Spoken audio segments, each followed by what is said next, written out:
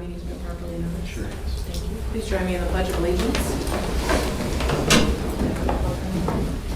I pledge allegiance to the flag of the United States of America and to the republic for which it stands, one nation, under God, indivisible, with liberty and justice for all.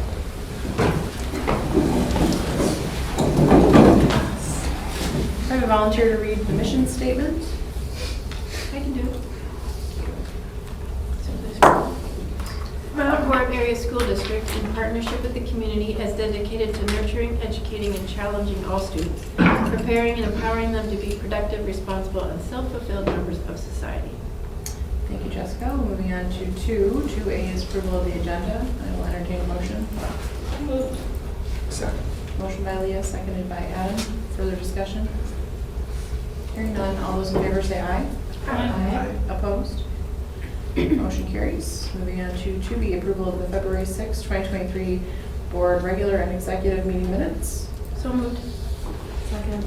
Motion by Jessica, seconded by Carly. Further discussion? Hearing none, all those in favor say aye. Aye. Opposed? Motion carries. Moving on to 3, addressing the board. 3A is school news. Ethan, would you like to start us out? Yeah, so I have a couple things tonight. Boys basketball is versus Baraboo tonight as part of a makeup game, and we're at Baraboo on Thursday, February 23rd. Girls varsity basketball is versus Milton at home, and we have a regional playoff game, I believe, on Tuesday, February 21st. And then the gymnastics is hosting our varsity sectional on Thursday, February 23rd. And then this weekend, the music department is hosting our solo and ensemble festival on Saturday.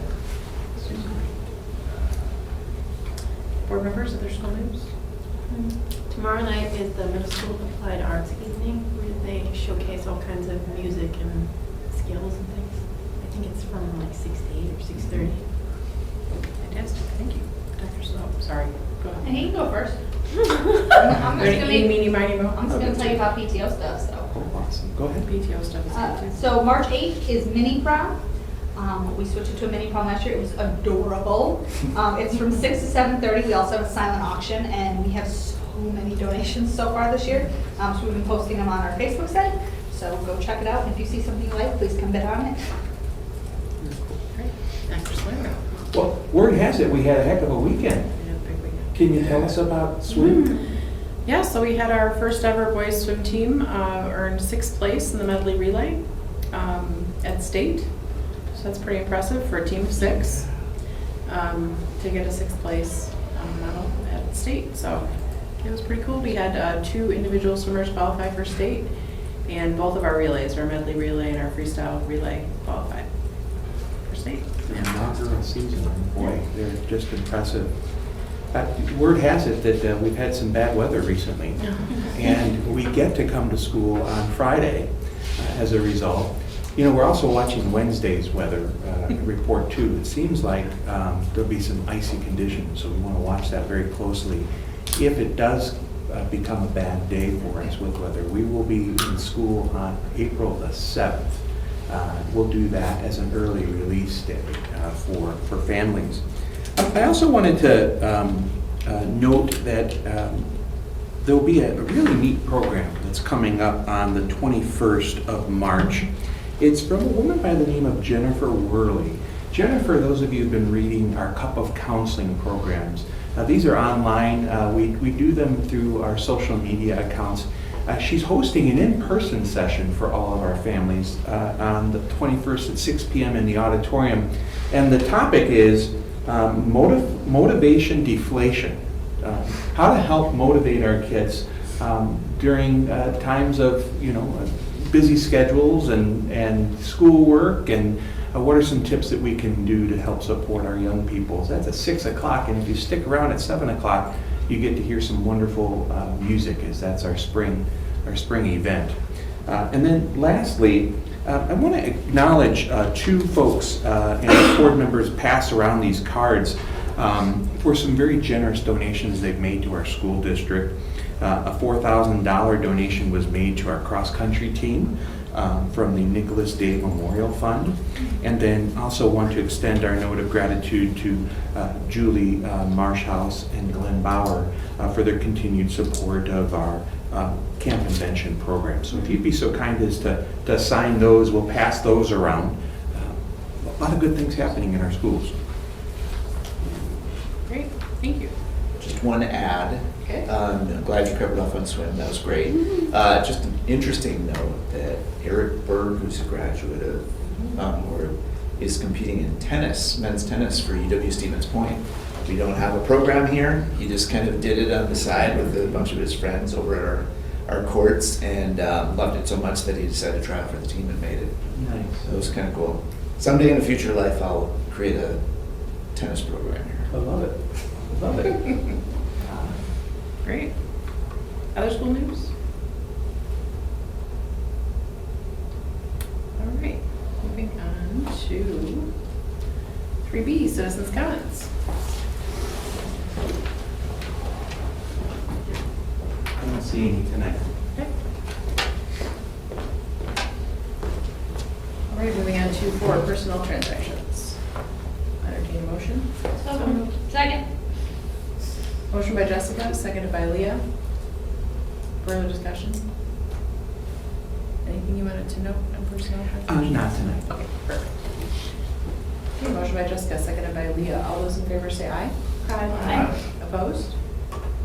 Motion carries. Moving on to 5, consent agenda. Is there anything anybody would like to pull out? Madam President, can I just bring attention to one topic on consent agenda, and that has to do with the cooperative program that we have for boys hockey. I'm excited that we're able to continue this with your consideration tonight. Motion to approve consent agenda. Second. Motion by Leah, seconded by Jessica. Further discussion? Hearing none, all those in favor say aye. Aye. Opposed? Motion carries. Moving on to our discussion items. 6A is our committee member reports. Starting with Education Committee. Carly? Yep, so the Education Committee met at the beginning of the month on the 6th, and we did not go through standing updates. Instead, we met with the CTE, the Career Technology Education team, and they went through in detail, talked about the programs that they've built and how things are going. With them, they showed us a lot about the career pathways that they built in the high school curriculum and all the work that's gone into that with building community relationships. For their community advisory board, it's worth scrolling through the PowerPoint on board docs to look and see the illustration of those, because it really is just a tremendous amount of work that they've done. We've got 4 areas that the CT program focuses on: agricultural science, FCS, or family consumer sciences, technology and engineering, and business education. They said that the demand for agricultural science is very high, that they're turning some students away, and that in an ideal world, if they could have another full-time ag teacher, they'd find work for that person. They said as far as other opportunities, we don't have a lot in the medical field right now. That'd be another potential opportunity. They mentioned that, families are more pragmatic, they're demanding these kinds of programs. And just something to think about for the future as we look to allocate resources. And then for the rest of the meeting, we took a tour. We went through, Barb Roseboom showed us the family consumer sciences room over here. We got to look at what the students are working on, the rooms and the equipment. And then Tom Budisoff showed us in the tech ed rooms. Got to see the projects that the students are working on. And it's really cool to see the opportunity that their students have for hands-on work like that and what they're able to do with what we've got. Thank you. Questions, board members? Just thinking about the medical field, and I don't know how this would work at all, but we do have Upland Hills and UW in town. I wonder if there's any opportunity for some sort of partnership.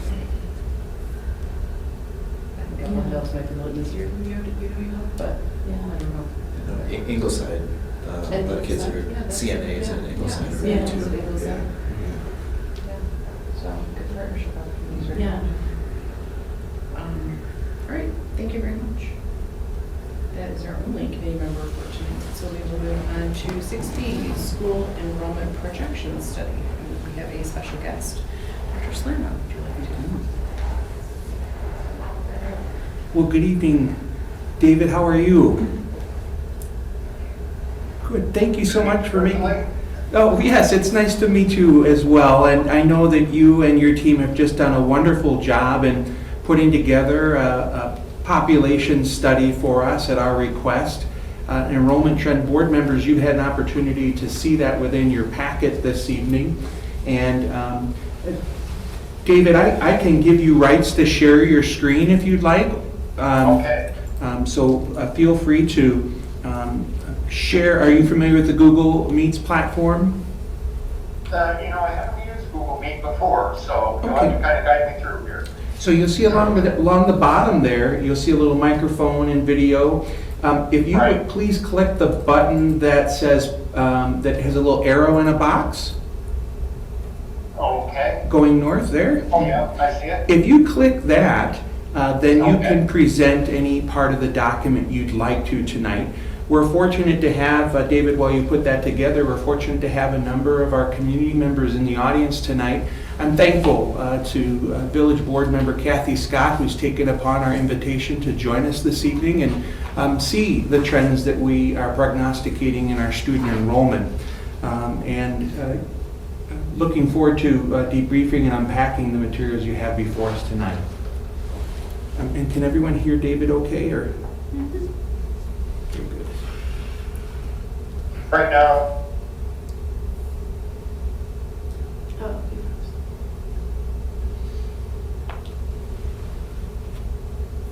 Are you okay, Dave? There we go, I see it moving now. yeah. Excellent. I'm just saying that box with the arrow in it is dimmed on my screen. Please hold. You have to, Okay. I'm sorry, everyone. Just a moment here. I think it's this one. Do I have anyone in the audience from my team who can help me The remind me? The colon. I think maybe go all the way over to the far right where it says there's two people, Yeah, click on it. and then do you see underneath your own picture? Oh, okay, here we go. yeah. Thank you. And then if you click on, Yeah, it's cool. there we go. How about now, Dave? Is that, Okay. I can click on it now. Let's see. wonderful? Let me get the right thing going here. And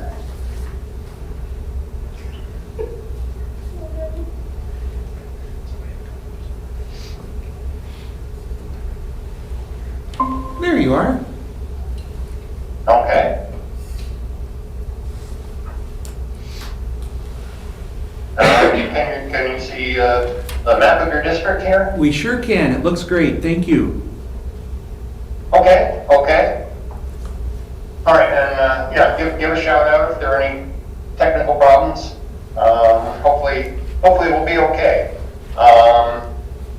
Let me just make sure. Next thing I have to just check on is, here we go. All right, you see another screen here? We with sure enrollment can. projections across the top? Yes, this is so helpful. Thank you. It looks great. Okay, great. Looks like we've got the technology figured out. So yeah, welcome everyone. Population Laboratory at UW-Madison. And what I'm going to show today, most of the graphs that I'll be showing here are included in the Adobe PDF version of the report I sent out. But it's always sometimes kind of helpful just to have someone talk through them. And I've added a couple additional things to provide a little more explanation, things that I found.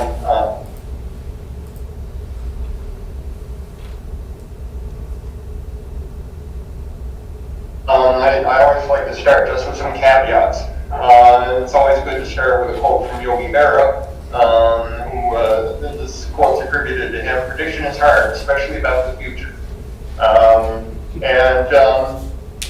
So what we do with our projections is we provide a range of projections. It's not a case where we can say, thou shalt have 2,400 students in the year 2029-30.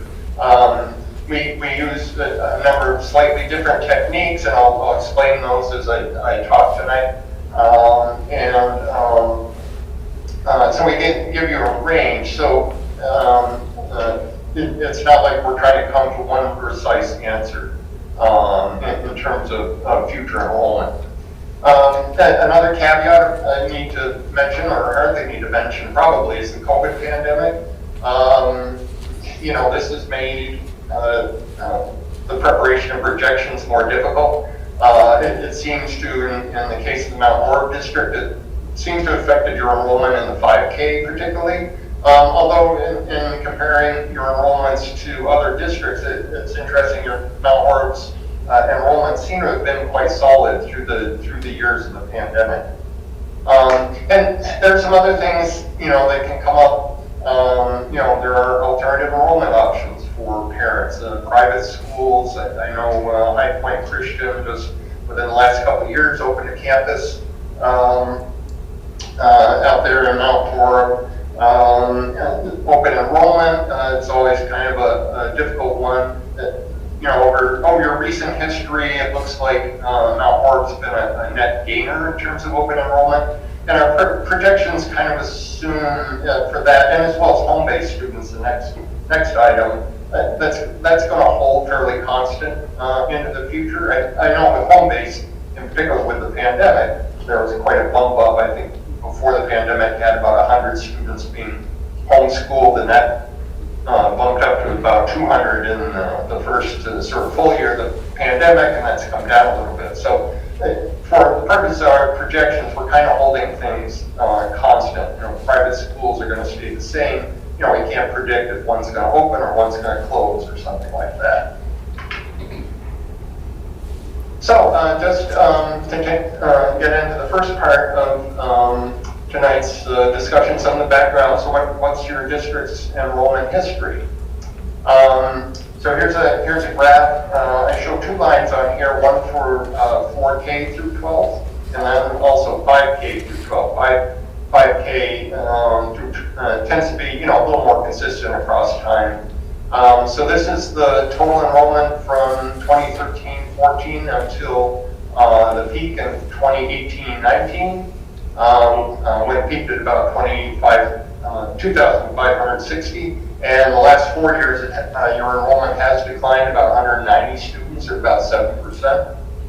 And then just looking, 4K tends to be more variable. So just taking 5K through 12, you can see your enrollment there in the district has been quite consistent across the last 10 years. A bit of a dip in the last few years could definitely be related to COVID. But generally, your enrollment in the district has been pretty steady. So then when we looked at, particular grades and how you have your elementary classes arranged in various buildings there. So 4K, here's 4K and 5K graphed together. There's some up and down. You can see across time. Kind of had some peak years there, 2018-19 and 2019-20, and it has fallen off the last couple of years. And again, might be some issues here with the pandemic and children being homeschooled or not entering 4K, for example. I'll add on this graph, your grades 1 and 2 and your grades 3 and 5.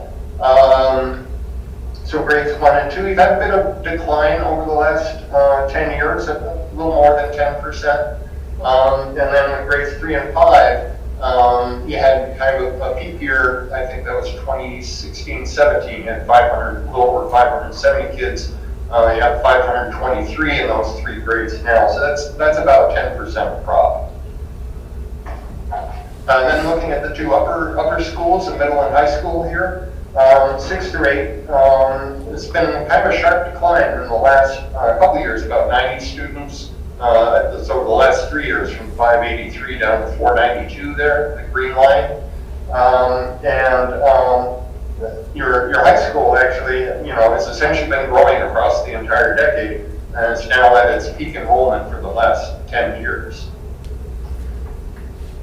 And important to note, one thing that I noticed in preparing projections for your district in particular, that your largest grades, are currently at the high school level. And while you do generally gain some students across time, and you do get a slight bump up in the transition from grade 8 to grade 9, it's unlikely that the middle school cohorts will match the current, relatively high high school cohorts. So total enrollment, when you look at the entire district, as well as particularly the high school, will likely decline over the next couple of years simply because of these larger classes graduating.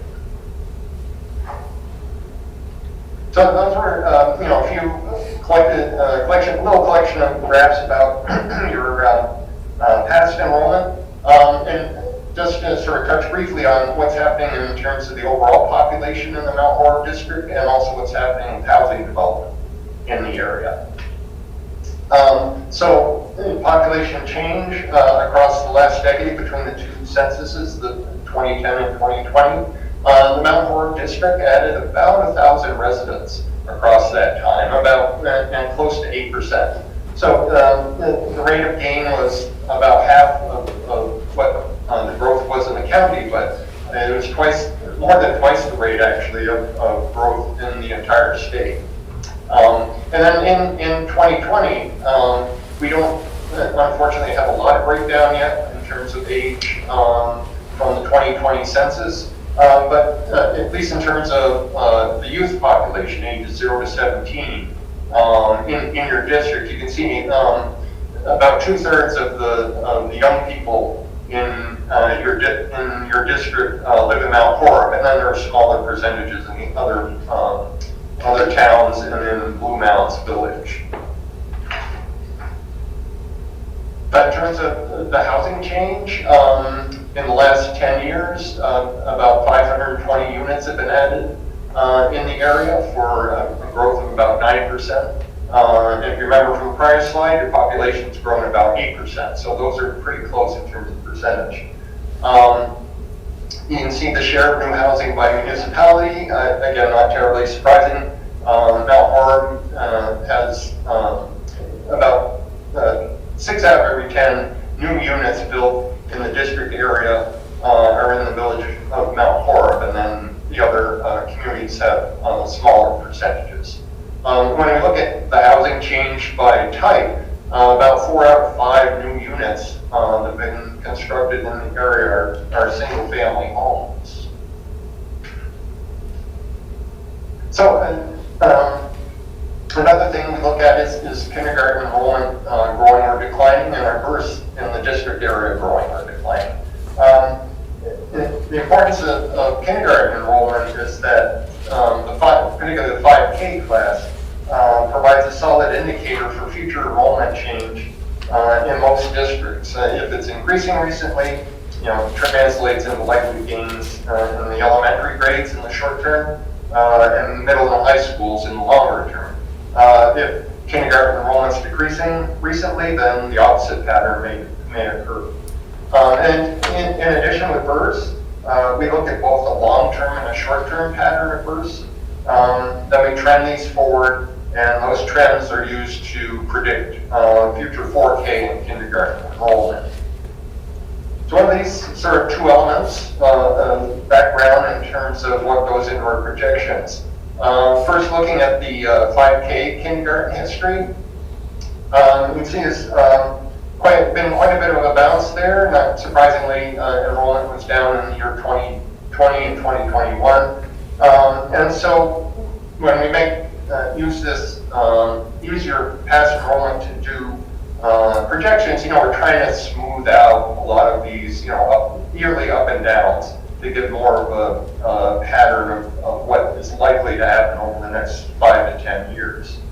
So when you run a trend line through your enrollments of the last 10 years, you can see if we look out 5 years to the school year 2027, 28, the predicted enrollment in kindergarten will be 134, which is very close, as you can see, to what the current enrollment is at 137. And then the trend, as we go further out in time, there's a trend downward of about, maybe 3 students per year as we go out all the way 10 years out through 2032, 33. The birth history in the area. Here's the birth history going back to 2004, which is when most of the current seniors were born around that time. There's quite a bit of bounce again, up and down, sort of like kindergarten enrollment. You can see there was kind of a large dip in births in the area in 2017. But when we turn that forward, it's a slight, chances are births will continue to decline a little bit as we go forward through the next, 6, 7, 8 years. So a little bit lower than what they were in 2021 when they were 133. It might be down to about 121 in 6 or 7 years. Now we also look at a shorter term trend, just like the last 8 years. And here you can see that births are predicted to stay pretty much level or maybe even increase slightly over the years. So we use both both the long-term trend in one method, and then we use the short-term trend in a couple of other methods, and I'll talk about that. I'll describe those shortly. Now, compared to the state as a whole, births in the Mount Horeb region are actually holding up quite well. This is the statewide pattern of births since 2007. That was the last year, it was the last peak year when we had the most births, over 72,000, almost 73,000 births that year. Then the Great Recession hit, and we've seen in Wisconsin statewide about a 15% decline in annual births, and we're part of a national pattern that affects nearly every state virtually the same. But just looking at sort of school where public school enrollments are now, if births had remained at kind of that peak level through 2007, 2009, we would have had 77,000 more births occurring in these last 15 years. In other words, sort of looking at the reverse, is we've had 77,000 fewer births during this last 14 to 15 year period since the Great Recession. So with some of this background behind us, I'll move on to our methodology and then talk about the results. So our primary method we use is called a grade progression ratio. And these ratios, they sort of indirectly measure migration into and out of the district, as well as transfers that occur between public districts, for example, through open enrollment, and also with private schools. It's a little hard to do this virtually, but I'll give it a run here. So what I put up on the screen here are your 3rd and 4th grade enrollments over the last 10 years. And just to probably make this as easy to do without a pointer to actually point to the numbers. So you can see in 2013-14, just starting right at the top of that table, in your 3rd grade in that school year, you had 184 students. The following year in the 4th grade, you had 188 students.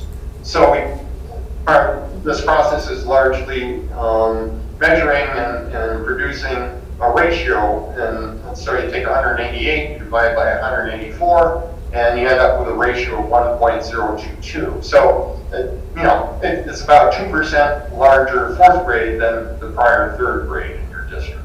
So we do, as you can see in the third column there in the table, we calculate that for each year, and then we have are three basic models that use these grade progression ratios.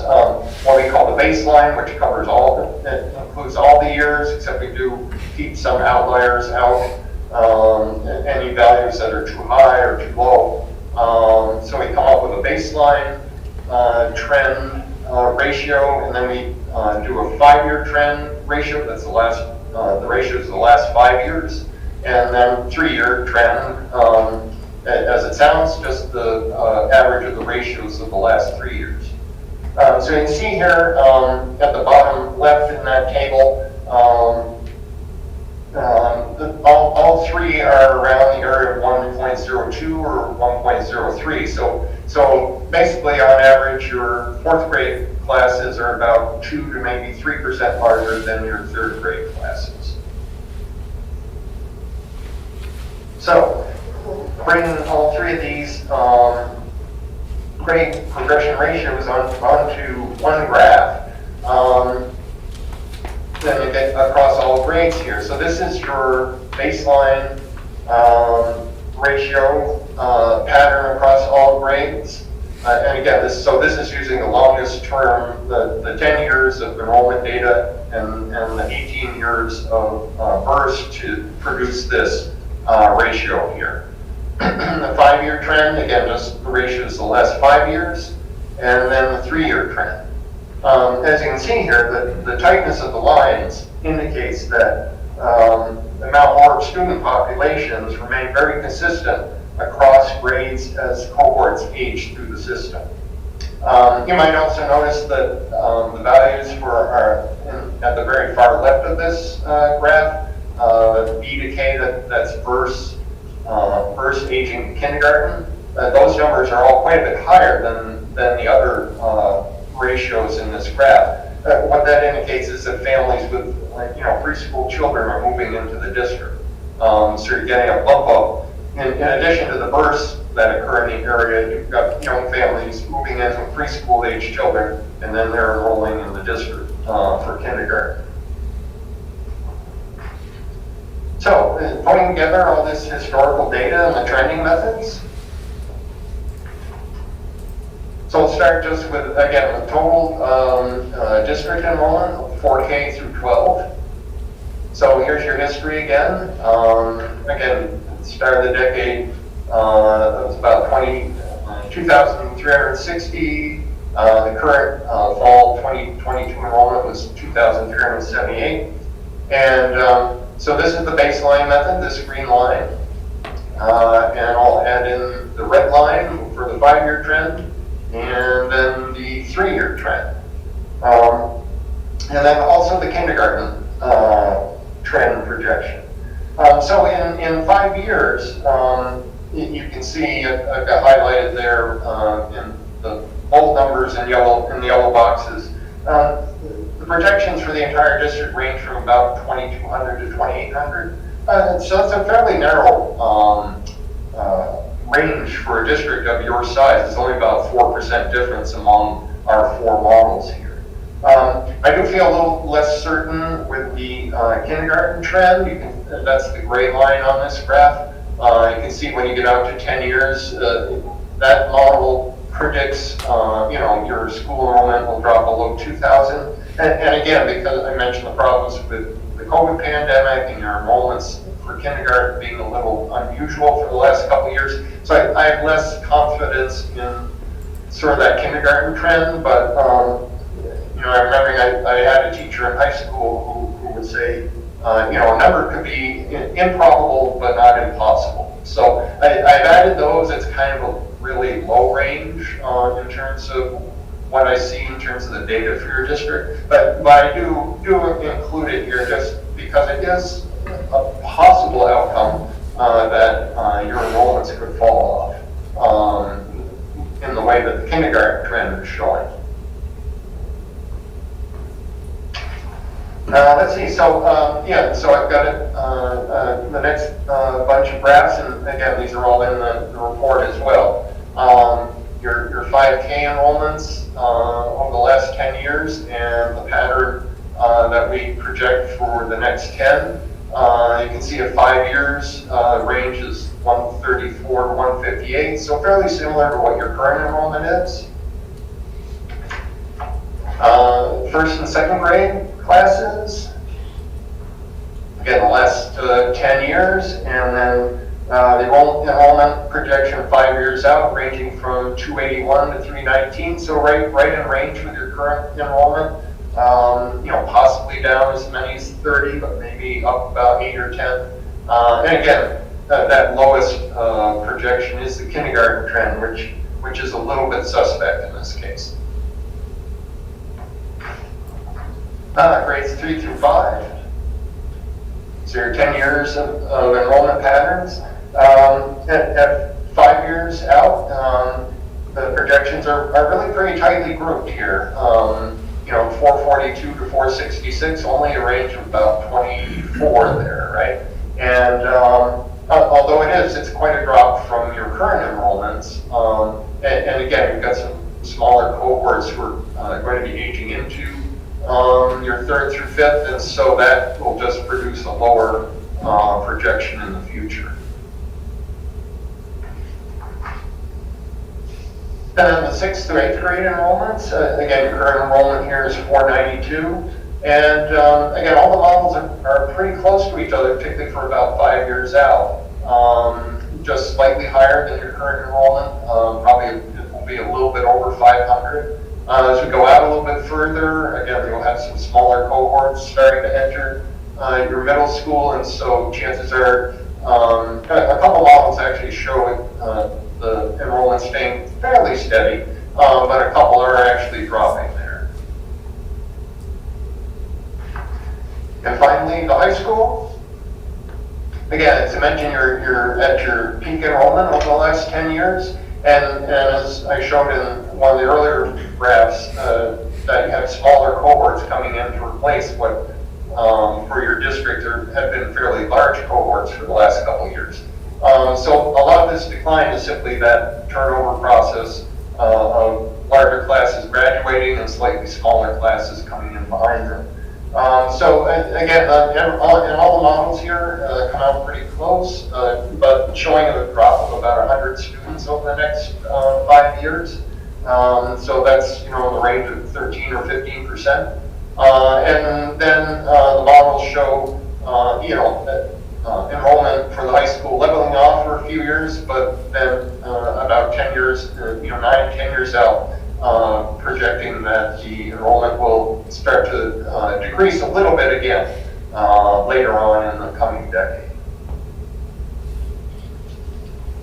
So just to summarize the things I've been talking about here. So over the past 10 years, your total enrollment has been in a fairly consistent range, although as I noted, in the last 4 years, it's declined by about 190. And over the last 5 years, a drop of about 6%. At Burson in the Mount Horeb area, the district area, remained reasonably steady, and it's kind of in contrast to the state pattern. Your kindergarten enrollment's been a little volatile recently, and obviously quite possibly some pandemic effect in there. So as I've tried to mention in the last couple of slides, the projection method based on 5K enrollment may be the least accurate as you go forward. And then also just the last note here, largest classes you have are currently in high school, and it suggests a decline in the next few years simply through graduation. So those are some of the past highlights, I guess you could say. And so looking out into the future, all 4 models here predict total enrollment will fall about 4 to 8% over the next 5 years. Elementary grades, 5Ks expected to stay steady to maybe a slight increase. First and second, again, steady, maybe a slight decrease. And 3rd to 5th, declining by about 60 to 80 students as some smaller cohorts enter those classes. Middle school enrollment seems fairly steady. The prediction is they'll stay fairly steady over the next 5 years, but then likely to decrease, 6 to 10 years out due to smaller cohorts aging into the middle school.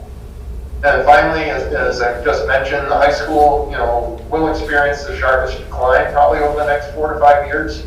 Probably they'll have 100 or maybe even fewer students than they have currently. And then our models project a continued numeric decrease through 2032-33.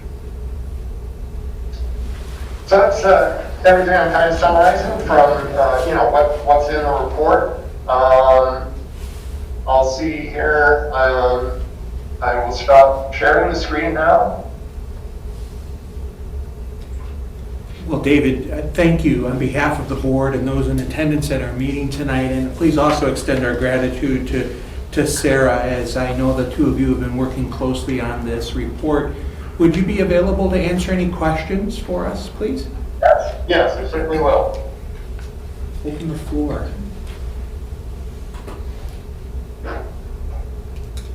Questions, board members? As the board members put together their thoughts, I'm wondering if you could speak a little bit more to trends you've been seeing outside of Dane County. We recognize that Dane County seems to be a destination. It's a growing community. Are we seeing the kinds of trends in terms of enrollment impacting, those kinds of trends of people exiting the northern parts of our state, other parts of our state? How do we factor that into any population projections? Yeah. So, we're certainly seeing, it's a case where the more rural the district gets, the more likely it is that their enrollment is going to tail off. I think, as I said, with Mount Horeb, our models are projecting maybe a 4 to 8% decrease in the next 5 years. Some more rural districts are probably looking at more like a 10 or 20% declines. And also just starting, for a lot of rural districts, just starting from a much lower base. For them, it could be a 500 student district, and they're looking at maybe dropping 400 in about 5 to 10 years. And in terms of programming for those districts, I'm sure the school boards are struggling with figuring out how they can continue to provide the same level of service to students as and when they're going to have such a drop in their enrollment. Thank you for that. And this is a trend that we're seeing nationwide as well. Is that an accurate statement? Yeah. I mean, the thing that, as I mentioned, showing that graph of how births have declined in the state of Wisconsin, where we used to always be able to pretty much count on about 70 to 72,000 births a year. We're now down at about 60 to 62,000. Multiply that up across the whole country, it's the same pattern everywhere. Just fewer young people to enroll in schools. So Smaller family sizes and the like. right. Can you talk a little bit more about the beyond the 5 years, the 5 to 10 projections? Just because as a school district, for some things we need to be looking just a little further down the line. Were you able to hear that okay, David? No, could you repeat? I'm happy to do so. A thoughtful question from Jessica, one of our board members. She wondered if maybe you could please speak to the longer range projections, as that portends something completely different for our school district down the road. Does that capture your question, Jessica? Mm-hmm. Thank you. So sort of thinking about beyond 10 years? Or even 5 to 10. Beyond 5 years. Mm-hmm. It gets a little dicey to try to go at a school district level to try to go out further than 10 years. Birth patterns can change a lot. Obviously, migration patterns can change a lot.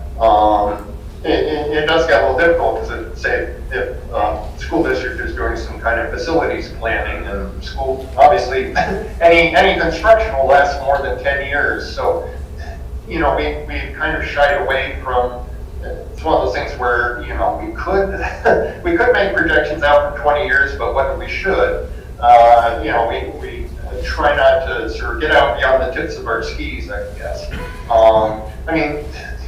Certainly, when you look at the state level and projections of, the future state population by age that are done by the state's Demographic Services Office, it's pointing to, two big things is still, the youth population under 18 is going to stay, a level will probably still decrease for a while.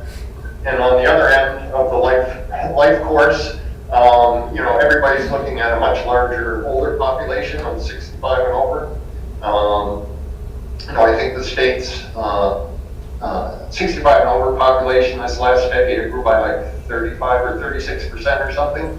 And again, a lot of that simply, I'm one of them. I'm a boomer. People born, 1946 to 64, we're all at that point where we're starting to age past 65. So those are kind of sort of bigger picture, longer term views of just sort of general population change. But as I said, it's we're a little hesitant to try to push our school district projections any further than 10 years in the future. David, I have a question. I don't know if you can hear me. I can hear you, yes. Okay, perfect. I was wondering how trends in residential development would impact school district enrollment. For example, the different types of residential development that you'd see if there was a trend towards one or the other. Does that have an impact on school enrollment? Yeah, it does somewhat. Yeah, I know. In Mount Horeb, you had like a fairly large, I think, apartment complex that went up in the last couple of years. I don't know if that's the Steve Brown apartment complex, if I've got the right one in mind. But yeah, when in a district area like yours, and over the last 10 years, as I noted, about 4 out of 5 of the housing units added have been single family. So that generally will produce more kids coming into the sort of the school pipeline when you have more single family. Multifamily tends to be a lot of single people, younger people without children. Maybe, young couples or something like that. So, just sort of looking at the change in housing development in the Mount Horeb area, it looked like a pretty, one thing, a very nice, well, I guess, if you feel the Mount Horeb's not too crowded yet, that, it's very solid gain in terms of, number of housing units added in the area. And a lot of those being single family, which probably indicates you'll have generally a pretty steady flow of new families moving in. And so they'll be helping to maintain the enrollment of the district. We do have a village subcommittee that studied this at length in the 2022 year Housing Task Force. Oh, okay. A number of recommendations were made, and as proactive as our community is, our village is, I'm confident that we'll continue to see that kind of increase. We have not yielded the kind of numbers that we anticipated out of the apartment complexes, and to hear the explanation as to why helps us to understand that this is not typically young families, but maybe retirees, or maybe even people who are just starting out. So Right, yeah. Adam had a question. Yeah, does this study in any way factor in aggregate info on the ages of people currently in single-family homes and projected turnover? No, yeah, we didn't look at that in quite as much in detail. There are in some of the projection projects we do, the districts do ask us to do more of a kind of a housing-based analysis. what we did here is create, kind of our basic package. So that is an option, and where we could, again, get into more detail about, the change in housing, the change in, the types of, the structure of the households that are in your current housing, stuff like that. But we didn't do it in sort of this basic report here. To build on that then, I guess what I'm getting for broad strokes out of this is like, if we're looking at status quo, we're gonna be pretty consistent, slight decline. And it's like, what do we do if we want to influence that? Be the question for the board and the village, really. Is that a fair assessment? Yeah, it's a case like, we view ourselves as the numbers people, and we let the local board set the policy.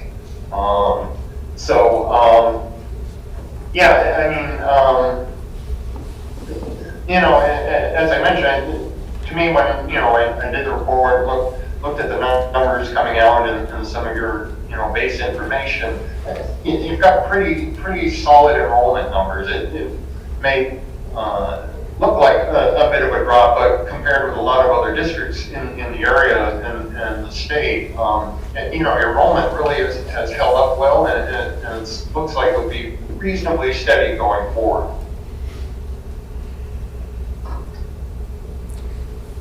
To your point though, Adam, I do think there's lots of things that we can be doing proactively as a school district in terms of setting ourselves apart from others.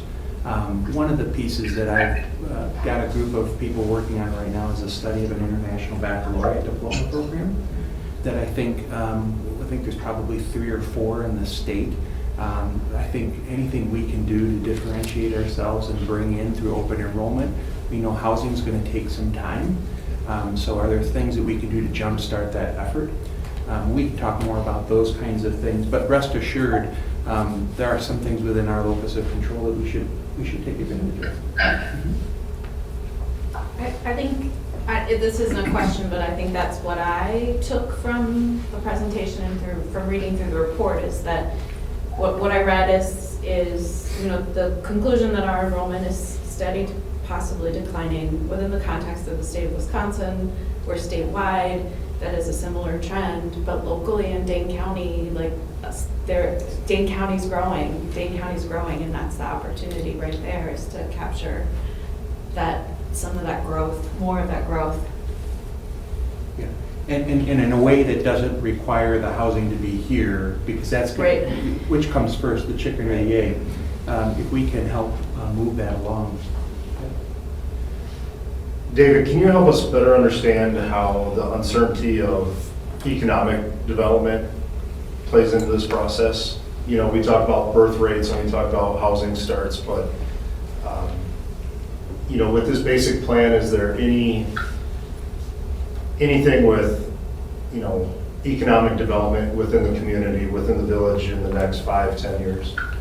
Did you catch that question? It was around the issue of economic development. That's right. And how it might impact.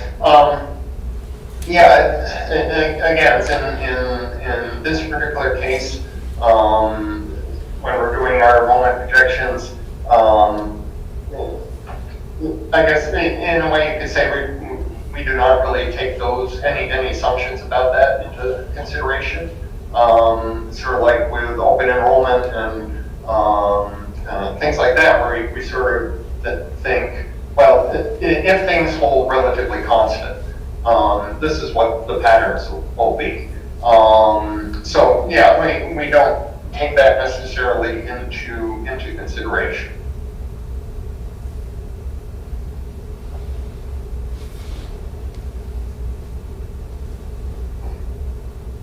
One more reflection I had in terms of the actual report itself that I thought might be important to at least state publicly, and I think obviously, maybe not to some, that this doesn't negate the work that we have before us around our facilities improvement, particularly the ELC primary center. Regardless of the number of students who we have in those buildings, there's still some significant brick and mortar needs that we have there. But this does help us to begin to think about how can we entertain additional programming, maintaining staffing levels wherever we can. I wouldn't want people who are watching this tonight to be concerned about jobs and their ability to continue to have a great career here in Mount Horeb. In fact, the exact opposite. I think our best days are ahead of us. And with all of us working together, it's great that we have such a wonderful relationship with our village.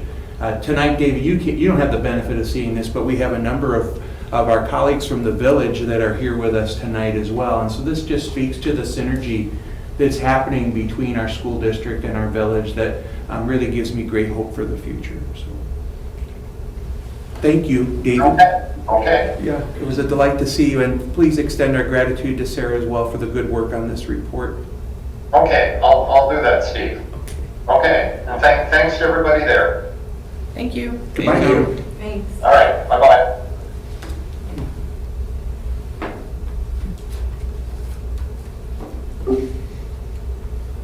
All right, board members, any additional reflections on that topic? I think that the numbers help, like the designs we came up with for the ELCPC and the middle school, like seeing what the numbers are, because I know that was a big concern of the committee is, are we looking forward, will the kids still all fit in 10 years and going up these numbers? The answer is probably yes. But And to your point, but there's still need. We still have students who are learning in closets. We still have, big facility needs at the ELC. So it just helps us focus in on what do we really need to fix and what are, I think it was Rachel Johnson who said, oh no, I can't, I'm not gonna be able to say it properly. Dave can correct me. But like, what are the environmental educational spaces? How have learning spaces grown and changed and evolved, and we still have, tiny older things that aren't quite up to current standards. Well, and I think to piggyback on that, you brought up the ELC, which that was also something that I thought that in my mind prioritized that even more, because Rachel has also said that new families shopping for a district come in and they have young kids, and if that's the first building they see, And that showed, that was when we had the most new kids coming into the district, was right when they were starting school, so that, Right. yeah. Right, then that just hones the priority on dealing with that building even more.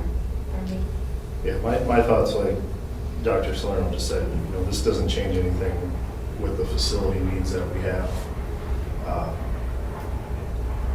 I think it's concerning that it is declining.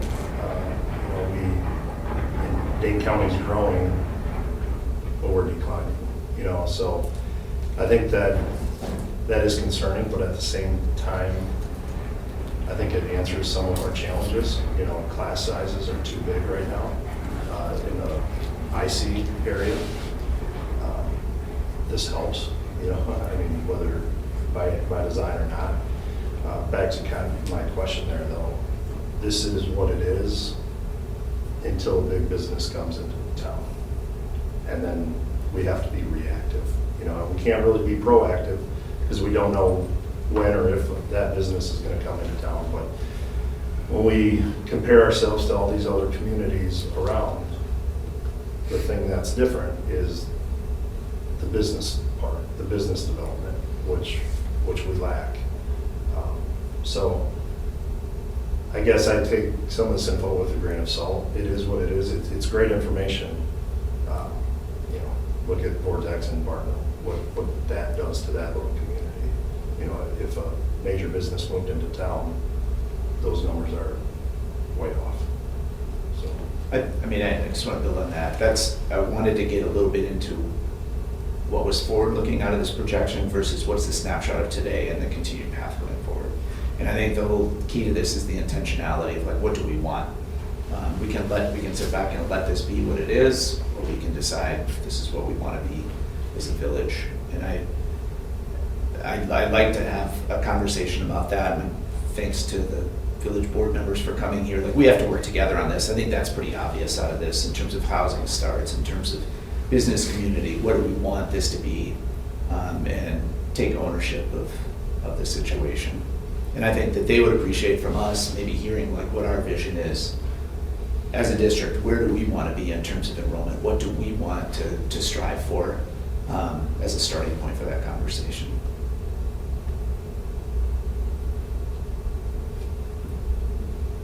Just the one other thing on the housing, and the one point that I wanted to bring up in terms of the current state, the ages of the people that are in that house. I grew up in a landlocked little suburb of Milwaukee that was about 800 kids in the high school when in the late 70s. By the time I got there in the late 80s, we were down to like 350, 400. And it was all because everyone moved in and they had their kids and they stayed in their houses. And the trend line has stayed that way now for 50 years. My parents finally moved out, younger kids are moving in. We're not totally in that situation, but we kind of are here, just in terms of geography and what we've committed to as housing stock. So there is a turnover factor. I'm really curious about that. Just that natural effect, and then it's like, what else do we want to do as a village to create new conditions for new families to move in? But if you look to like when houses go on the market, at any given time, there's 20 houses, maybe max, and a lot of them are like, they're pictured like a drawing because they're being built or just were built. So we don't have, if people do want to move here, we don't have options for them. There's not a lot of inventory. No, it's true. That's the word. There really We hasn't don't ever have a been. lot of housing inventory. There's not a lot of inventory, which, it's a good thing and a bad thing, right? So people move in here, they like it, they stay, your kids are graduating, so there's that. I'm But gonna be if part you of the talk about problem. turnover, I'm gonna be part of the that's part of the problem. Diana, Time I'm to telling sell. you, you needed to move. Right. But I think it speaks to people come here and they really like it here and they're here for, that's not a bad thing either, but we need to be able to attract new families with, and I think I really like the idea of looking at programming. That's a really important change that could be made when it comes to that, but yeah, I think it's definitely something to consider and talk about. Do we have access to comparable data for some of the other districts? Have they done pretty recent studies on some others that are publicly available? I haven't asked, but I certainly could. Yeah, that would be interesting. Yeah, not some prairie, not for. And we are fortunate. I see Ryan came into the audience tonight. He was also, I think, co-chair of the housing committee. Without putting you on the spot, would there was anything you'd like to share or any reflections? But with putting you on the spot. so- Well, I put you on the No, spot. thank you for putting me on the spot. Feel free to chime in too, Yeah, because she's thanks, read Kathy, next. forward over all this stuff as well. So from the housing task force, we've collected the stuff, and we have some items on it we're kind of sifting through now through our CDA as well as the village to prioritize how we make some of these adjustments to help implement some of these housing items. We don't have, I think we identified the number of that we maybe should have within the community to help out these different types of housing and different stock or so. So we're kind of where we should be from an inventory standpoint versus demand. I don't remember those numbers off the top of my head or so. Well, what I'm curious about is where those numbers are. Let's say it's 150 housing units, apartments, single family homes, family. 150, how many students does that create for the village or so?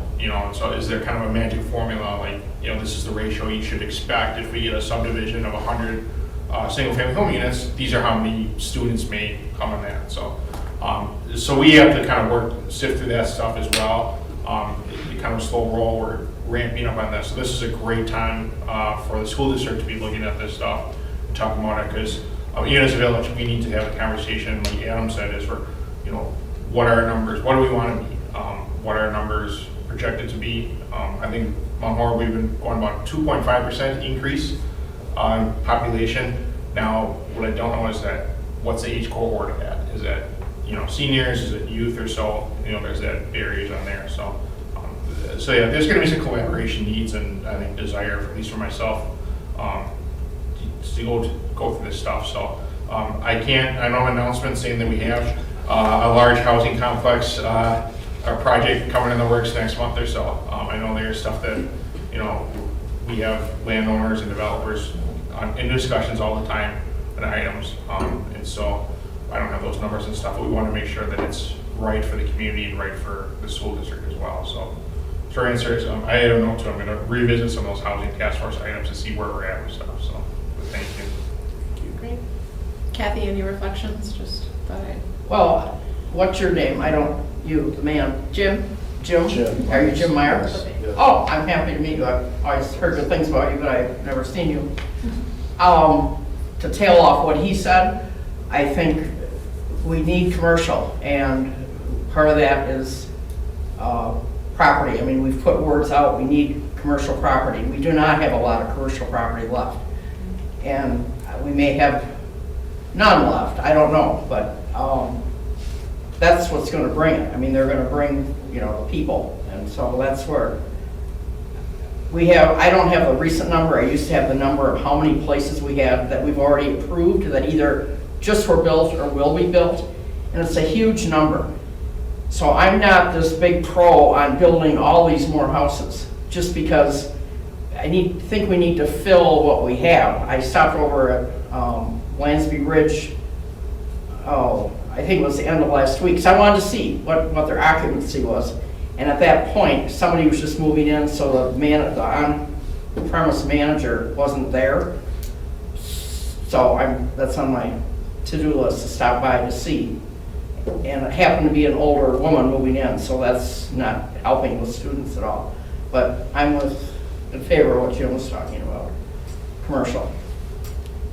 Thank you. All right. Other reflections, board members?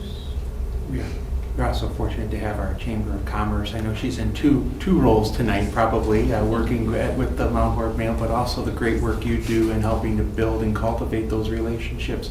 Would it be okay if we asked a few? I mean, she's here so often that I It's easy to sorry, I understand. missed you. I said I'm in the staff area. Yeah, this has been really, really timely, like Ryan said. I really feel like my role at the chamber is sort of just to bring everybody together and make sure we're talking to each other. So I'm thrilled that you invited the village board. And I mean, this is just the perfect time. I've been working a lot with Kristen Fish-Peterson, our consultant through economic development through the village. And we have a lot of interest for small businesses that want to come to town. But she and I talk all the time about how the focus really, we need to really figure out this issue of larger companies, bigger employers. So it's definitely on our mind, and so I'm really thrilled to hear that it's on all of your mind and that it's our decisions and our work impacts each other. And so I think it's great when we can all communicate. I appreciate it. Thanks for being here. All right, with that, we move on to 6C, Long Range Facility Planning, Viking Park. Dr. Schlinger. Yeah, this is another example of the village and the school district. When we do align our resources and our time and our people, we can get to great results. And an example of that is the good work that David has been doing with his counterpart in the village. David and Sarah Straka have been a part of a conversation with the Parks and Recs team. Dave, can I invite you down here to say hello and talk a little bit about the proposed renovations to occur this summer around our shared tennis courts and an opportunity to solve the pickleball dilemma. How great is that? We'll call them a little bit. Hey, good evening, everybody. I'm going to sit. Anyway, so a while back, it's been on the in our mind to do something with the tennis court to renovate the surface. The pickleball MOHOP, I think that's what they call themselves, have voiced a desire and a concern to have dedicated pickleball courts. There are pickleball courts drawn on the current tennis courts.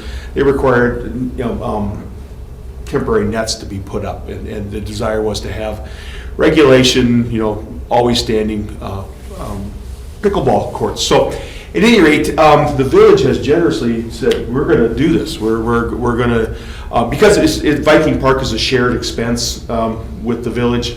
It really isn't in our budget, but the village said, you know what, we're going to do this. So in working with the pickleball organization and Jeff Gorman and this outfit here, we've kind of come to this is what the design of the new courts will look like.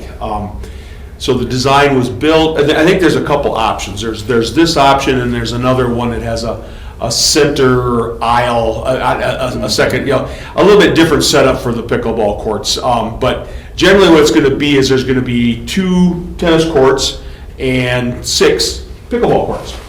And we just had contractors in here. Now the design has been, and Sarah did a lot of work with the designer about, she talked to Martha and Todd at the high school about, what are your needs for, having access to students and things like that. So I think a couple more gates were added to the original design. But at any rate, we had contractors in, I believe, late last week to start that bidding process. So we're out to bid for this right now. Now, again, we're not contributing to the cost, so the bidding process is all being handled through the village and the rec department. So looking forward to getting this thing, the old surface removed, and this new configuration up and running. And I understand it'll address some of the water issues. Yeah, there's some long-standing issues with it, the way the water runs across it. I think we're getting some new poles in some places. We were just, I was able to put new lights or get the lights repaired up there just last fall. So having this all kind of work out together, I think we're looking to have this work done this spring and summer. So we're losing 2 tennis courts. Mm-hmm. How will that impact our PE program? Well, that was always the the conundrum right from the start. When the Pickleball Association kind of approached me directly and said we want pickleball courts, dedicated pickleball courts, and I said I don't know. It doesn't affect me. That's a curricular thing. And that's where Sarah Straka has come in and worked with Todd and Martha to say that this is okay with the Phi Ed department that uses it. So you can rotate 20-some kids or more through 2 tennis courts. I think they're going to play. I think they're going to play on the pickleball courts as well. I mean, I think they're going to teach tennis skills on the pickleball court. So again, that was my Tennis player, that's hard to do. I don't teach racket sports or anything like that, but I do know that throughout this whole process we've included the Phi Ed department, because that was what I told. I say I'm not the decider guy. I mean, if somebody says if this is okay, we'll get it done. Dave's spot on. You're exactly right. We did include them in the design of this process because we wouldn't have agreed to anything that wouldn't have met the needs of our student program. And they assure us that this is a non-issue. In fact, they were at some of the meetings themselves. Absolutely, without question. Yeah, they've seen these designs and have been integral in deciding how this is going to work and it's acceptable to them.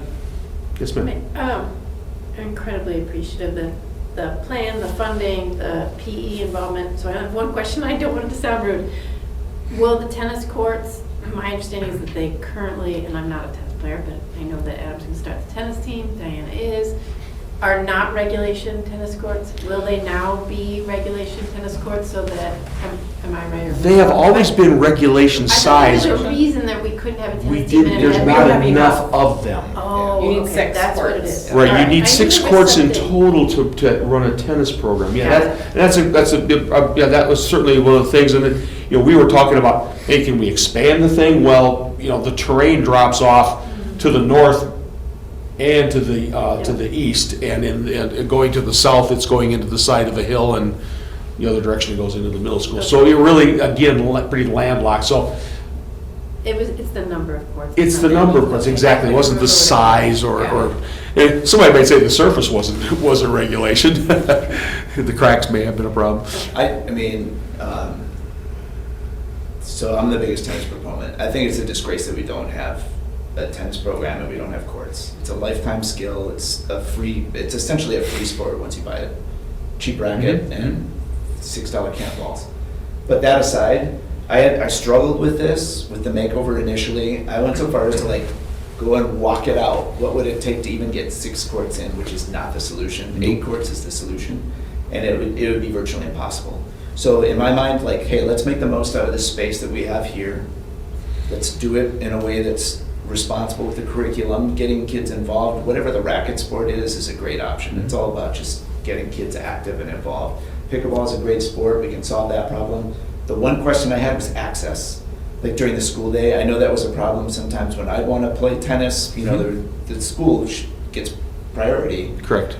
How does the pickleball work that way, and was that okay with the pickleball club? How is that going to shake out in terms of I think access? I wasn't involved in the discussions of that, but I believe that all the entities have agreed that, you know, this is a school facility, Okay. and the second that the bell rings, the pickleball people will be hovering about. Now, probably not exactly. a little bit of humor here. My wife has gone over to the dark side and plays pickleball 3 times a week. And it's great. It's a great sport. It's wonderful. So, at any rate, again, and I tell people, I really don't care how this plays out. It doesn't make a bit of difference to me, as long as the FIED folks are okay with the facility. The village is generously, you know, doing the work for us, for the facility. It's like, then I'm totally behind it. You know, it's great. It gets that surface handled. The pickleball people are very, very pleased that they have something. I think they're very flexible in terms of the scheduling and all. And that's the little stuff that we can easily work out if it's not already been worked out. But rest assured, we do need more tennis space.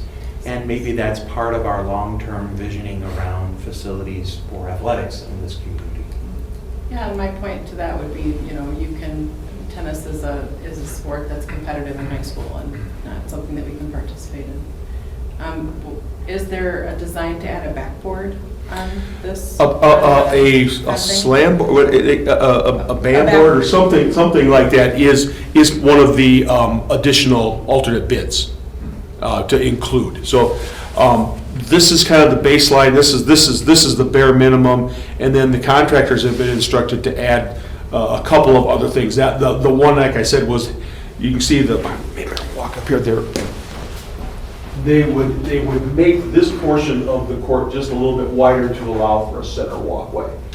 Is one of the asks, additional asks, and then the board that you could hit the ball up against was another one.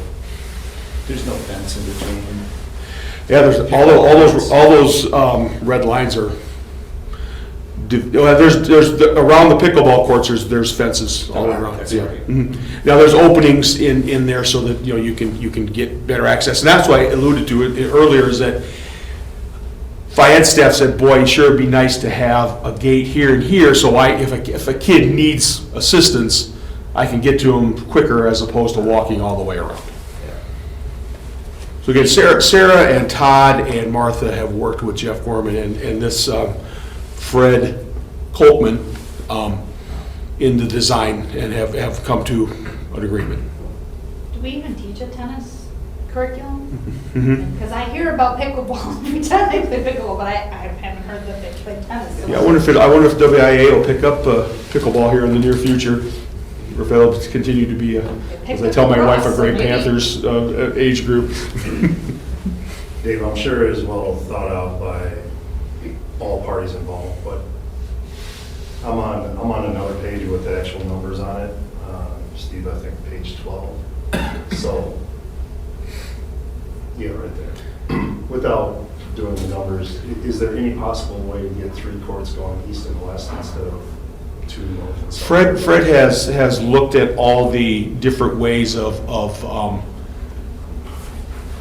arranging the pieces and still maintaining what is regulation spacing between fences and courts and things like that, because that was the pickleball group's, you know, request, is that these be regulation courts so they could host like a tournament.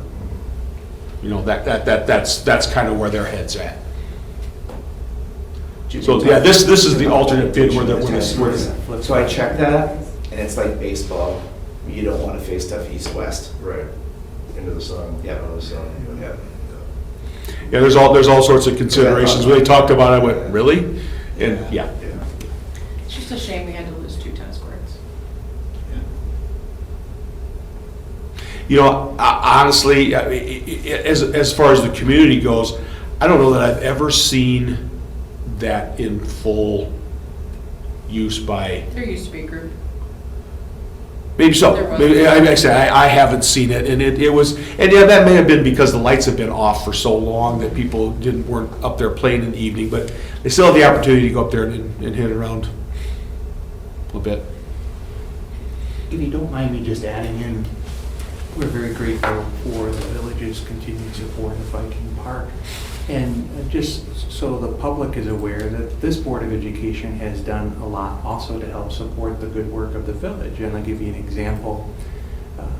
We worked with our police department to implement repeater signals in our schools. And I think that project is about 95% finished now. That allows the use of our facilities at the expense of the district to repeat at a larger circumference around the community their radio signals for emergency purposes. Obviously, it only benefits our schools as well, so that way when our officers are in the interior of our buildings and the like, it makes it easier to communicate. We've talked about this at Safety and Wellness, but it also assists a number of our local businesses who have the same kinds of issues with the makeup of their buildings structure, that it made it difficult for the police signals to get into. I don't know that Miller's and Sons is an example, but maybe it is. If you're the interior of that building, it makes it easier for responding officers to adjust. And so this is an example of how when you've got two bodies as proactive and as thoughtful about those that they serve, we can really get to some problem solving. And lastly, David, I hear we have some good work on that softball field that's also shared. Right. Can you share a little bit about the lighting project that's been done by the village, the district, and the softball club? Right, so another joint project in Viking Park was the addition of lights at the softball diamond. You can drive by there now and see that the poles are standing and the lights are on. We expect J&R Underground to be here sometime in the near future to run the underground power and hook those things up, so we could have lights on the softball field finally as early as the spring. So again, it's the softball club has been just incredible at donating time and materials and money to that park. So yeah, and between the village and the school, we're going to have those up, and it'll be wonderful. Wonderful, wonderful, wonderful. So yeah, look to see some bright lights over the middle school this spring. Great. Good news. Other comments, board members? I do have one question. Will there be like a way to reserve this field? Like, if someone outside of the pickleball group wanted to, have a birthday party, or like, how do we ensure that everybody gets a crack at this new The village facility? has a way to reserve things in the village, whether it's a shelter Yep. or a this or that. I have done I that. do not know if this is on that. And I wasn't sure if it falls under the village's check-in, check-out, or if it falls under our facility use. Well, we do have a facilities, Yes, I've done that as well. yeah, Reserved I'm all sure you sorts have. of So things. that's a great question. I don't know that it's been a issue. I don't think there's ever been like people It's not an issue, 'cause throwing down on the cracked street is for not use of the tennis the courts. lights, but we're gonna have lights, it's gonna be fancy, I could see You're gonna turn an ankle on competing groups wanting to use it. You can only compete so- till 10 o'clock. I when the happen to lights have go a out. call with Nick Owen tomorrow at 1:30. I'm happy to bring that up, and then we can communicate It's that. just more curiosity than anything, I don't. Yeah, it's never been an issue, but sure, as this becomes more of a desirable thing to have, perhaps that it might be, that the pickleball group would say, you know what, we're going to reserve this. Well, and I would hate for them to be like, okay, we're having a tournament this weekend, and then Yeah. a family shows up and they're like playing, and they're like gonna kick them out, and now it's an issue of like, well, why do you get to kick us out? We were here first, then Yep, I yep. feel like we need That seems something. reasonable. even if it's a free, like, even if we charge for it to reserve Listen, it, just reserve knowing it. knowing the pickleball people, it's going to be a quick fight. Well, and seeing that there's pickleball lines over the existing tennis courts, if somebody wants to play tennis, then the pickleball people, maybe one court, maybe they could reserve it separately. So if you did want to play tennis, you could reserve a tennis court, and then or you could alternately reserve, all of it. That's just a thought. All for it. Thank you, David, for your Welcome, work. no worries, no worries. It's great to see these facilities get upgraded, right? These things they fall down the list of priorities, and sometimes outside of my ability to budget. And when the village, like they said, we'll handle it, like, well, dang, that's great. And then when we, found funding for the lights, and that is like, those have all been things that's been on the list, but completely out of reach. So I'm grateful that all this stuff, gets an upgrade. So, thanks. Thanks, Dave. You bet.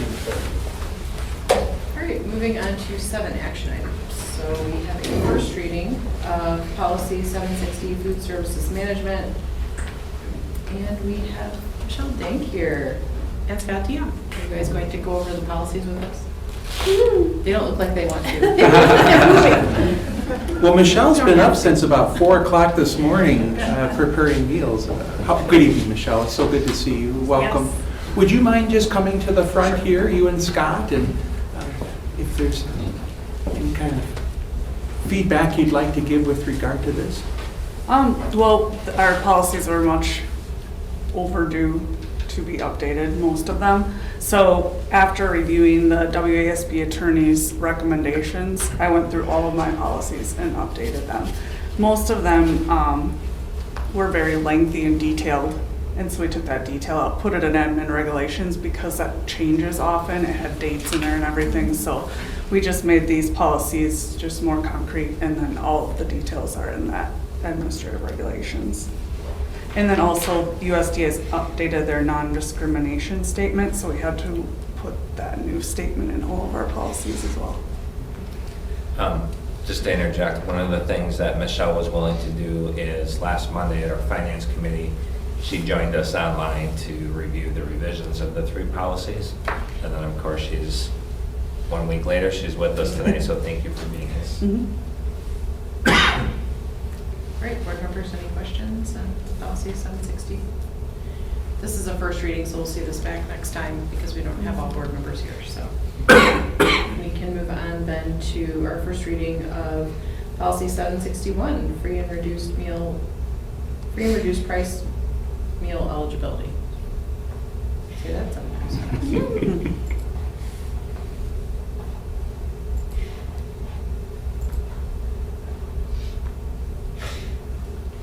I would say from our discussion at finance, we had more discussion about the operational day-to-day things related to this activity than we did about the actual policy itself, because as you can see, the vast majority of the changes to the policy is the USDA non-discrimination statement that Michelle is suggesting that goes in all 3 policies.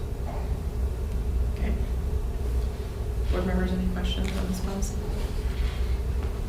All right, we'll see this one back again next time as well, and then we will go to our first reading of policy 762, unpaid meal charges.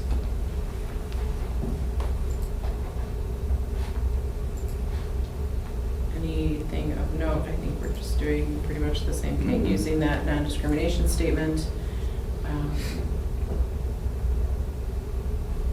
Anything else you wanted to share on that? I don't think this policy changed at all, actually. It was just the addition of that statement.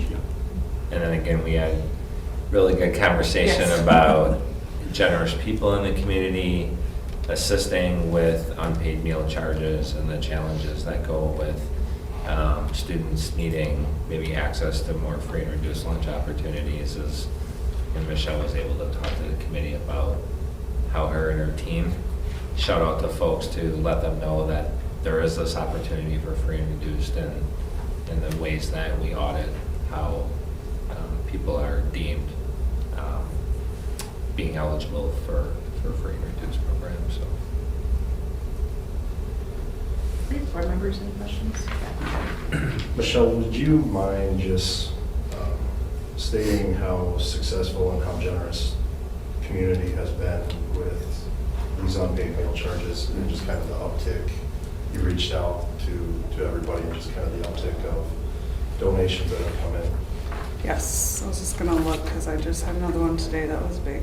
But yes, we put it out there that our unpaid meal debt is the highest it's ever been. And schools across the nation are seeing that because the meals have been free for the last 2 school years. So I don't know if parents are ignoring the application or they don't realize or they just, and also we have a huge problem.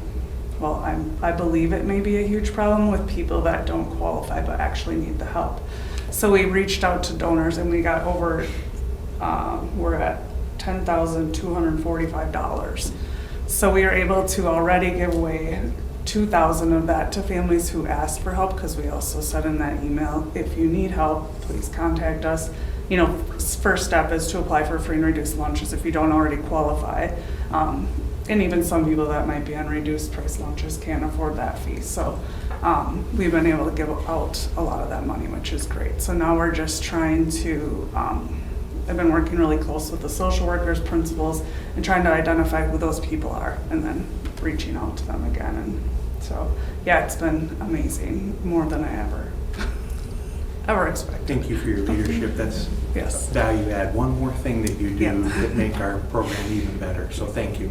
Can I ask a question about that too? So like seniors, let's say at the end of the year, they might have a balance. Mhm. Is that something that a family could just say, can I just donate that to the unfunded, whatever it's called? I can't Yes, remember what it's called. usually end of May, I send an email out to Okay. families because they'll start asking about their balance. If they have siblings, we just automatically transfer it down. Okay. If they don't, we say we'll cut you a check in the next 3 weeks, or at the end of school, you know, it might take us a couple weeks. Or you can choose to donate it, and a lot of families do donate it. Okay, perfect. Thank you. Other questions, board members? One thing I didn't ask in committee, just not understanding the background of the finances on it. So if someone is applying for and gets free or reduced lunch, that's money that's paid for outside of our system. Correct. So if they're not applying for that, we're essentially losing money. Correct. Just want to make sure that was clear on that. Mhm. We get paid higher reimbursement rates for someone on free lunches. I believe it's $2.65, and it's about 40 cents for someone on paid lunches. Okay. So if they're also choosing not to pay and we're getting less reimbursement, it's a Right. real problem. Right. So, Can we retroactively go back mm, if they sign up now, from when they sign up going forward? yeah, unfortunately not, no. Good question. If that's any incentive for people, if they understand the impact of that, about stretching the amount of money that we have locally, if they sign up for this.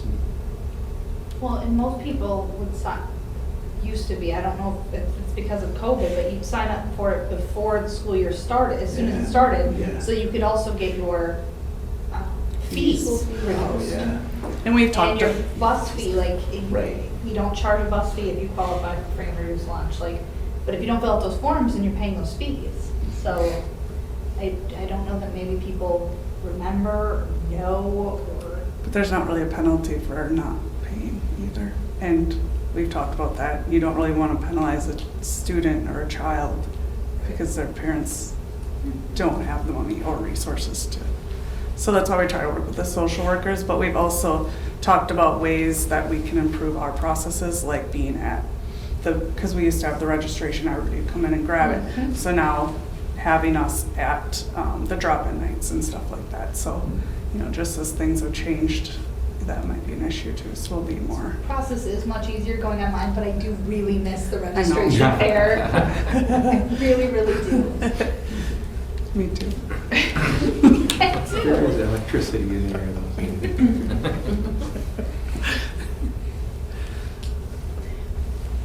Questions from policy 762? All right, moving on to 70, approval of the 2023-2024 school fees. And as you might expect with commodities continuing to increase, there needs to be a recommendation for a slight increase to our meal pattern for next year. Michelle, I might, correct me if I'm wrong on this, we're still relatively below that of other school districts within the region, and our increase of 10 cents per meal is very different than what we're seeing in other schools. Yes, we're part of a food cooperative, and so there's over 60 districts now. So we pull this data every year, and we all put in what we're going to do. So we haven't actually raised our lunch prices here since 1920, so it's been a while.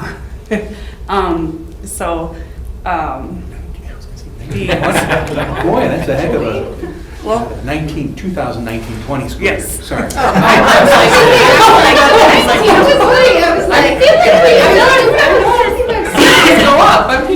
what the safety's worried about. That's the year the PC was built. but yeah, we're still 10 to 20 cents behind neighboring districts. So it's not an unfair price. It's And board members, the cost for us to hire on referees and other folks to do our important work, that's dictated by Badger Conference.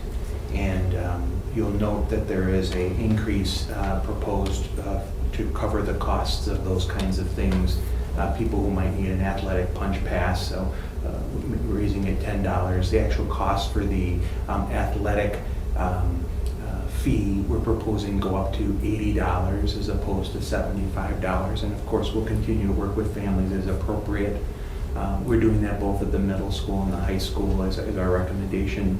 And then there are some things that are beyond our control. I note that the high school yearbook went up significantly. And when I asked, well, why? It sounds like we've been defraying the cost as a school district for some time for that memory book.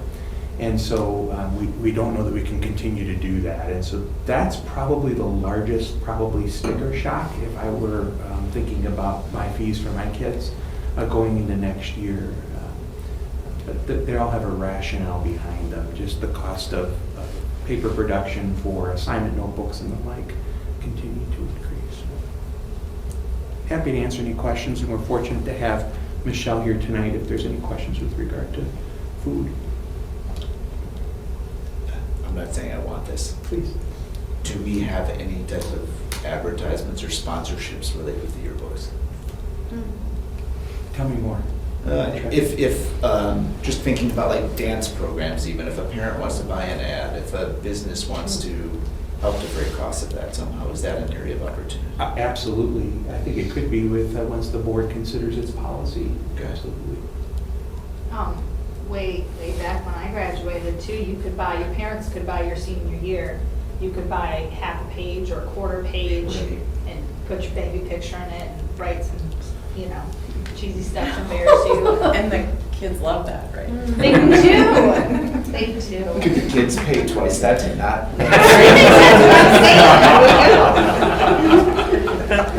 That's what you need. Hey, your mom wants to put your baby picture in That's there. true marketing right there. How much would it cost me?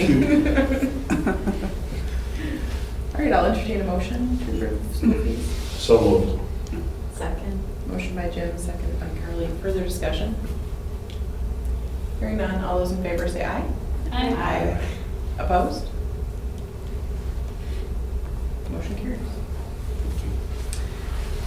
All right, moving on to 8, citizens' comments. Didn't see anybody walk over there.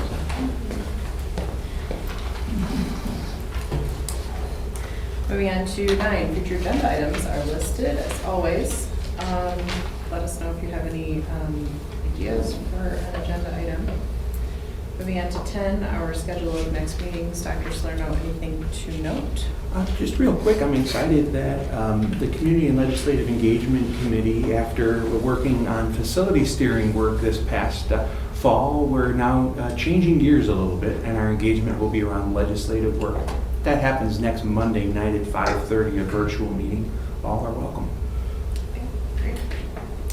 Moving on to 11, closed session regarding the deliberating or negotiating the purchasing of public properties, the investing of public funds, or conducting other specified public business whenever competitive or bargaining reasons require the closed session. This will involve the settlement matters and superintendent evaluation. So moved. Second. Motion by Leah, seconded by Jessica. This will be a roll call vote. Jessica? Yes. Leah? Yes. Jim? Yes. Carly? Yes. Adam? Yes. I'm also yes. We'll take about 5 minutes. Come back.